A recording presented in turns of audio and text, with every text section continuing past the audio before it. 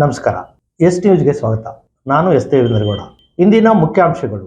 ನಗರದ ವಿದ್ಯಾರ್ಥಿಗಳಿಗೆ ಸರ್ಕಾರದ ವತಿಯಿಂದ 5 ದಿನಗಳ ಕರ್ನಾಟಕ ದರ್ಶನ ಭಾಗ್ಯ. ನಗರದ ಶುದ್ಧ ಕುಡಿಯುವ ನೀರಿನ ಘಟಕಗಳ ನಿರ್ವಹಣೆ ರಿಪೇರಿ ಯಾವಾಗ? ಅಮೀನ್ ಸಾಬ್ ನದಾಫ್. ತುಂಗಭದ್ರಾ ಜಲಾಶಯ ಕ್ರಸ್ಟ್ ಗೇಟ್ ಅಳವಡಿಕೆ ಮೇ 15ರೊಳಗೆ ಪೂರ್ಣಗೊಳಿಸುವ ಭರವಸೆ. ಶಿಕ್ಷಣ ಬದುಕನ್ನು ರೂಪಿಸಿ ಸಮಾಜದಲ್ಲಿ ಗೌರವ ತರುತ್ತದೆ, ಪ್ರಾಚಾರ್ಯ ಶೇಖರಯ್ಯ.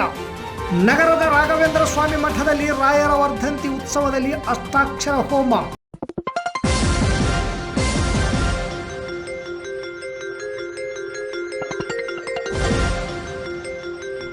ಎಸ್ ನ್ಯೂಸ್, ಇದು ನಿಮ್ಮ ಧ್ವನಿ.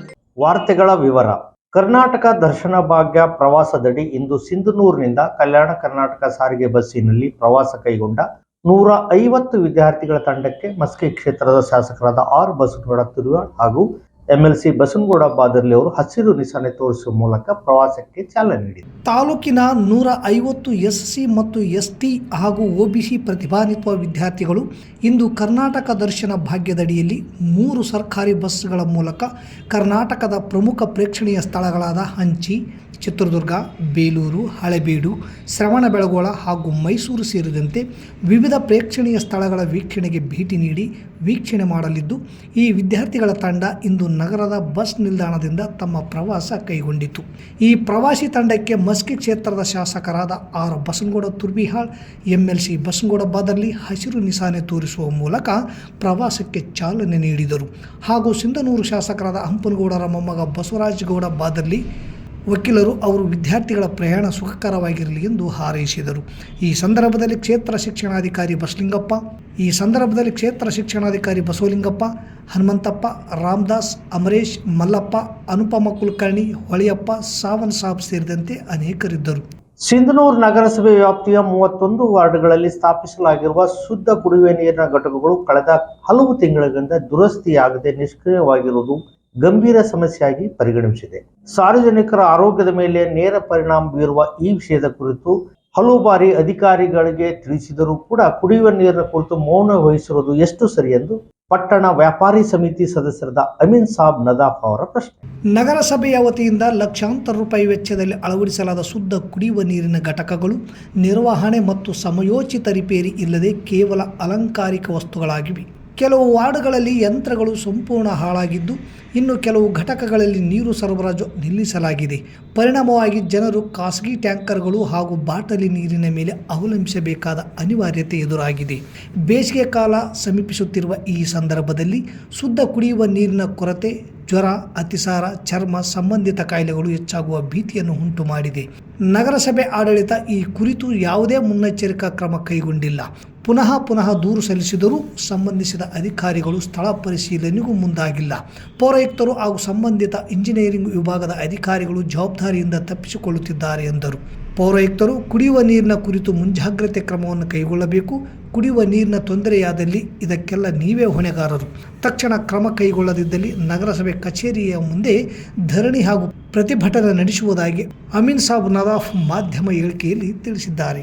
ಕರ್ನಾಟಕ ಪ್ರಾಂತ ರೈತ ಸಂಘದ ರಾಜ್ಯಾಧ್ಯಕ್ಷರು, ರಾಯಚೂರು ಜಿಲ್ಲಾಧ್ಯಕ್ಷರು, ಜಿಲ್ಲಾ ಕಾರ್ಯದರ್ಶಿಗಳು, ಸಿಂಧನೂರು ತಾಲೂಕು ಅಧ್ಯಕ್ಷರು ಹಾಗೂ ಕಾರ್ಯದರ್ಶಿಗಳು ಸೇರಿದಂತೆ ಬಳ್ಳಾರಿ, ವಿಜಯನಗರ ಹಾಗೂ ಕೊಪ್ಪಳ ಜಿಲ್ಲೆಯ ಪದಾಧಿಕಾರಿಗಳ ನಿಯೋಗ ತುಂಗಭದ್ರಾ ಜಲಾಶಯಕ್ಕೆ ಭೇಟಿ ನೀಡಿ ಕ್ರಸ್ಟ್ ಗೇಟ್ ಅಳವಡಿಕೆ ಹಾಗೂ ಇನ್ನಿತರ ವಿಚಾರಗಳ ಕುರಿತು ಅಧಿಕಾರಿಗಳೊಂದಿಗೆ ಚರ್ಚಿಸಿದರು. ತುಂಗಭದ್ರಾ ಜಲಾಶಯದಲ್ಲಿ ಕ್ರಸ್ಟ್ ಗೇಟ್ಗಳ ಅಳವಡಿಕೆಯ ಸಂಬಂಧ ಕಾಮಗಾರಿಯ ಪ್ರಗತಿಯನ್ನು ಪರಿಶೀಲಿಸಲು ನಿಯೋಗವು ತುಂಗಭದ್ರಾ ಬೋರ್ಡ್ ಕಾರ್ಯದರ್ಶಿಗಳು ಹಾಗೂ ಮುಖ್ಯ ಅಭಿಯಂತರರನ್ನು ಭೇಟಿಯಾಗಿ ಸುದೀರ್ಘ ಚರ್ಚೆ ನಡೆಸಲಾಯಿತು. ಈ ಸಂದರ್ಭದಲ್ಲಿ ಅಧಿಕಾರಿಗಳು ಮಾತನಾಡಿ, ಎಲ್ಲ ಕ್ರಸ್ಟ್ ಗೇಟ್ಗಳ ಅಳವಡಿಕೆ ಕಾರ್ಯವನ್ನು ಮೇ 15ರೊಳಗೆ ಪೂರ್ಣಗೊಳಿಸಲಾಗುವುದು ಎಂದು ರೈತ ನಾಯಕರಿಗೆ ಖಚಿತ ಭರವಸೆ ನೀಡಿದರು. ರೈತರು ಯಾವುದೇ ಆತಂಕ ಪಡುವ ಅಗತ್ಯವಿಲ್ಲ ಎಂದು ಸ್ಪಷ್ಟಪಡಿಸಿದರು. ರೈತ ಸಂಘದ ಪದಾಧಿಕಾರಿಗಳು ಕಾಮಗಾರಿ ವೇಗ ಹೆಚ್ಚಿಸಲು ಮನವಿ ಮಾಡಿದ್ದು, ಜಲಾಶಯದ ಭದ್ರತೆ ಮತ್ತು ನೀರಾವರಿ ಹಿತದೃಷ್ಟಿಯಿಂದ ಸಮಯಕ್ಕೆ ಸರಿಯಾಗಿ ಕಾರ್ಯ ಪೂರ್ಣಗೊಳ್ಳಬೇಕು ಎಂದು ಒತ್ತಾಯಿಸಿದರು. ಈ ಸಂದರ್ಭದಲ್ಲಿ ರಾಜ್ಯಾಧ್ಯಕ್ಷರಾದ ಯು ಬಸವರಾಜ್, ಶಿವಶಂಕರ್, ಭಾಸ್ಕರ ರೆಡ್ಡಿ, ಗಾಳಿ ಬಸವರಾಜ್, ಕಲಂದರ ಭಾಷು, ಯಲ್ಲಲಿಂಗ, ಪಂಪನಗೌಡ, ಬಸವಂತರಾಯಗೌಡ ಕಲ್ಲೂರ್, ನರಸಣ್ಣ ನಾಯಕ್, ಎಚ್ ವಿರೂಪಾಕ್ಷಿಗೌಡ, ಶ್ರೀನಿವಾಸ್ ಮಾವಿನಮಡುಗು, ಭೀಮಣ್ಣ ನಾಯಕ್, ಬೂತಲ್ದಿನ್ನಿ ಸೇರಿದಂತೆ ಅನೇಕರಿದ್ದರು. ವಿದ್ಯಾರ್ಥಿಗಳ ಜೀವನದಲ್ಲಿ ಪರೀಕ್ಷೆ ಸಂಕ್ರಮಣವಿದ್ದ ಹಾಗೆ, ಸೂರ್ಯ ತನ್ನ ದಿಕ್ಕನ್ನು ಬದಲಾಯಿಸುವ ಹಾಗೆ ವಿದ್ಯಾರ್ಥಿಗಳು ತಮ್ಮ ಭವಿಷ್ಯವನ್ನು ರೂಪಿಸಿಕೊಳ್ಳಲು ಪರೀಕ್ಷೆ ಫಲಿತಾಂಶ ಮಹತ್ವವಾದದ್ದು. ಕಾಲೇಜಿನಲ್ಲಿ ಪಡೆದ ಶಿಕ್ಷಣ ಬದುಕನ್ನು ಬದಲಾಯಿಸುವ ಶಕ್ತಿಯನ್ನು ಹೊಂದಿದೆ. ನಿಮ್ಮ ಜೀವನವನ್ನು ರೂಪಿಸುವುದು ಶಿಕ್ಷಣದಿಂದ ಮಾತ್ರ ಎಂದು ಬಾಲಕರ ಸರ್ಕಾರಿ ಪದವಿ ಪೂರ್ವ ಕಾಲೇಜು ಪ್ರಾಚಾರ್ಯ ಶೇಖರಯ್ಯ ಹೇಳಿದರು. ನಗರದ ಸತ್ಯ ಗಾರ್ಡನ್ನಲ್ಲಿ ಸೋಮವಾರ ನಡೆದ LBK ಮತ್ತು ನೋಬಲ್ ಪದವಿ ಮಹಾವಿದ್ಯಾಲಯದಿಂದ ದ್ವಿತೀಯ PUC ಮತ್ತು BA BCom ವಿದ್ಯಾರ್ಥಿಗಳಿಗೆ ಬೀಳ್ಕೊಡುಗೆ ಹಾಗೂ ವಾರ್ಷಿಕ ಸ್ನೇಹ ಸಮ್ಮೇಳನ ಹಮ್ಮಿಕೊಂಡ ಕಾರ್ಯಕ್ರಮದಲ್ಲಿ ಮಾತನಾಡಿದ ಅವರು, ವಿದ್ಯಾರ್ಥಿಗಳ ಸಾಧನೆ ಕುಟುಂಬದವರಿಗೂ ಕಾಲೇಜಿಗೂ ಹೆಸರನ್ನು ಕೀರ್ತಿಯನ್ನು ತರುತ್ತದೆ. ಹಾಗಾಗಿ ಎಲ್ಲ ವಿದ್ಯಾರ್ಥಿಗಳು ಉತ್ತಮವಾಗಿ ಓದಿ ಉತ್ತಮ ದರ್ಜೆಯಲ್ಲಿ ಉತ್ತೀರ್ಣಗೊಳ್ಳಿ, ನಿಮ್ಮ ಭವಿಷ್ಯವನ್ನು ರೂಪಿಸಿಕೊಳ್ಳಿ. ಹಾಗೆ ಶಿಕ್ಷಣ ಸಂಸ್ಥೆಗಳ ಪಾತ್ರ ಪ್ರಮುಖವಾದದ್ದು. ಸಂಸ್ಥೆಗಳು ಉಪನ್ಯಾಸಕರಿಗೆ ಜೀವನವನ್ನು ನೀಡುತ್ತದೆ. ಇದೇ ರೀತಿಯಾಗಿ ಶಿಕ್ಷಣ ಸಂಸ್ಥೆಗಳು ಜೀವನವನ್ನು ರೂಪಿಸುವ ಕೆಲಸವನ್ನು ಮಾಡಲಿ ಎಂದು ತಿಳಿಸಿದರು. ಇದೇ ವೇಳೆ ರಾಯಚೂರಿನ ಡಯಟ್ ಎರ್ಮರ್ಸ್ನ ಉಪನ್ಯಾಸಕರಾದ ಕಂಕಪ್ಪ ಚಿಕ್ಕಬೇರಿಗೆ ಮಾತನಾಡಿ, ನಮಗೆ ಧೈರ್ಯವಾಗಿ ಒಂದು ವೇದಿಕೆಯ ಮೇಲೆ ಮೊದಲು ಮಾತನಾಡಲು ಎಲ್ಲಿಯೂ ಅವಕಾಶ ಸಿಕ್ಕಿದ್ದಿಲ್ಲ. ಅಂತಹ ಅವಕಾಶ ನಿಮಗೆ ದೊರೆತಿದೆ. ಮನೆಯ ಪರಿಸ್ಥಿತಿಯನ್ನು ಅರಿತುಕೊಂಡು ಗುರಿಯನ್ನು ಮುಟ್ಟುವುದರಲ್ಲಿ ಯಶಸ್ಸನ್ನು ಪಡೆಯಬೇಕು. ಇಂದಿನ ವಿಜ್ಞಾನ ಮತ್ತು ತಂತ್ರಜ್ಞಾನವನ್ನು ಸರಿಯಾದ ರೀತಿಯಲ್ಲಿ ಬಳಸಿಕೊಂಡು ನಿಮ್ಮ ಗುರಿಯನ್ನು ಮುಟ್ಟಿ ಭವಿಷ್ಯವನ್ನು ರೂಪಿಸಿಕೊಳ್ಳಿ ಎಂದರು. ಈ ಕಾರ್ಯಕ್ರಮದ ಅಧ್ಯಕ್ಷತೆ ಶರಣಪ್ಪ ತೆಂಗಿನಕಾಯಿ ವಹಿಸಿದ್ದರು. ಪರಶುರಾಮ್ ಮಲ್ಲಾಪುರ್ ಪ್ರಾಸ್ತಾವಿಕ ಮಾತುಗಳನ್ನು ಆಡಿದರು. ಸರ್ಕಾರಿ ಪ್ರೌಢಶಾಲೆ ಪಗಡದಿನ ಮುಖ್ಯ ಗುರುಗಳಾದ ಗಿರಿಜಾ, ಕಾಲೇಜಿನ ಕಾರ್ಯದರ್ಶಿ ಡಾಕ್ಟರ್ ಅರುಣ್ಕುಮಾರ್ ಬೇರ್ಗಿ, ಉಪಾಧ್ಯಕ್ಷ ಶಂಕರಪ್ಪ ಪತ್ತಾರ್, ಖಜಾಂಚಿ ಜಯಪ್ಪ ಗೊರೆಬಾಳ್, ಪ್ರಾಂಶುಪಾಲ ಐಶ್ವರ್ಯ ದಳವಾಯಿ, ಪ್ರಾಚಾರ್ಯ ಶಿವಕುಮಾರ್ ಬಿಂಗಿ ಹಾಗೂ ಕಾಲೇಜಿನ ಎಲ್ಲ ಉಪನ್ಯಾಸಕರು, ಸಿಬ್ಬಂದಿ ವರ್ಗದವರು ಉಪಸ್ಥಿತಿಯಲ್ಲಿ ಇದ್ದರು. ಕುಮಾರಿ ಕಾವೇರಿ ನಿರೂಪಿಸಿದರು. ಪಂಪಾಪತಿ ಸ್ವಾಗತಿಸಿದರು. ಕುಮಾರಿ ಅನ್ನಪೂರ್ಣ ವಂದಿಸಿದರು. ನಗರದ ರಾಘವೇಂದ್ರ ಸ್ವಾಮಿ ಮಠದಲ್ಲಿ ಮಂಗಳವಾರ ರಾಯರ 431ನೇ ವರ್ಧಂತಿ ಉತ್ಸವ ಹಾಗೂ ಗುರುರಾಯರ ಅಷ್ಟಾಕ್ಷರ ಹೋಮ ವಿಜೃಂಭಣೆಯಿಂದ ನಡೆಯಿತು. ಮಂಗಳವಾರ ಬೆಳಗ್ಗೆ ರಾಯರ ಬೃಂದಾವನಕ್ಕೆ ವಿಶೇಷ ಪೂಜೆ ಅಲಂಕಾರ ಮಾಡಲಾಗಿತ್ತು. ವರ್ಧಂತಿ ಉತ್ಸವದ ಪ್ರಯುಕ್ತ ಶ್ರೀ ಗುರುರಾಯರ ಅಷ್ಟಾಕ್ಷರ ಹೋಮವನ್ನು ಅರ್ಚಕ ಶಂಕರಾಚಾರ್ಯ ಆಲಂಪಲ್ಲಿ ನಡೆಸಿದರು. ನಂತರ ವಿವಿಧ ಭಜನಾ ಮಂಡಳಿಗಳಿಂದ ಭಜನೆ ನಡೆಯಿತು. ನೂರಾರು ಭಕ್ತರ ಸಮ್ಮುಖದಲ್ಲಿ ರಥೋತ್ಸವವು ಜರುಗಿತು. ಶ್ರೀ ಮಠದ ವತಿಯಿಂದ ಭಕ್ತರಿಗೆ ಪ್ರಸಾದದ ವ್ಯವಸ್ಥೆಯೂ ಕಲ್ಪಿಸಲಾಗಿತ್ತು. ಹೋಮದಲ್ಲಿ ಮಾಜಿ ಸಂಸದ ಕೆ. ವಿರೂಪಾಕ್ಷಪ್ಪ ಪಾಲ್ಗೊಂಡು ತಾಲೂಕಿನ ಸುಭಿಕ್ಷೆಗೆ ಪ್ರಾರ್ಥಿಸಿದರು. ಈ ಕಾರ್ಯಕ್ರಮದಲ್ಲಿ ಮಠದ ವಿಚಾರಣಾಕರ್ತ ರಾಘವೇಂದ್ರ ರಾವ್ ಕುಲಕರ್ಣಿ, ನವೀನ್ ಆಚಾರ್, ಪಂಡಿತರಾದ ಗುರುರಾಜ್ ದಾಸ್, ರಾಮಕೃಷ್ಣ ಆಚಾರ್ ಗೋನ್ವಾರ್, ಮಠಾಧಿಕಾರಿ ನರಸಿಂಹ ಆಚಾರ್ ಪುರೋಹಿತ್, ನಗರಸಭೆ ಪೌರಾಯುಕ್ತ ಪಾಂಡುರಂಗ ಇಟಗಿ, ನಗರಸಭೆ ಮಾಜಿ ಸದಸ್ಯರಾದ ಚಂದ್ರಶೇಖರ್ ಮೈಲಾರ್, ವೆಂಕಟರಾವ್ ಬಂಡಿ, ಪತ್ರಕರ್ತ ಸಂಘದ ಅಧ್ಯಕ್ಷ ಶರಣಪ್ಪ ಬೇರ್ಗಿ, ಮುಖಂಡರಾದ ರಾಜೇಂದ್ರಗೌಡ ಬಾದರ್ಲಿ, ಶಶಿಧರಗೌಡ ವಕೀಲ್, ಮಹೇಶ್ ಚೌಧರಿ ಸೇರಿದಂತೆ ಅನೇಕರು ಭಾಗವಹಿಸಿದ್ದರು. ಸಮಾಜದ ಮೌಢ್ಯ ಅಂಧಕಾರ ತೊಲಗಿಸಿ ಕಲ್ಲಿಗೆ ಹಾಲು ಎರೆಯುವ ದೇಶ ಯಾವುದಾದ್ರೂ ಇದ್ದರೆ ಭಾರತ ಮೊದಲ ದೇಶ. ಸಮಾಜ ಎಂದರೆ ಏನು, ಜೀವನ ಅಂದರೆ ಏನು ಮೊದಲು ನೀವು ಅರ್ಥ ಮಾಡಿಕೊಂಡು ನಿರಂತರ ಅಧ್ಯಯನ ಮಾಡಿದರೆ ಮಾತ್ರ ಏನಾದರೊಂದು ಸಾಧನೆ ಮಾಡಲು ಸಾಧ್ಯ ಎಂದು DYSP ಚಂದ್ರಶೇಖರ್ ಜಿ ಅಭಿಪ್ರಾಯಪಟ್ಟರು.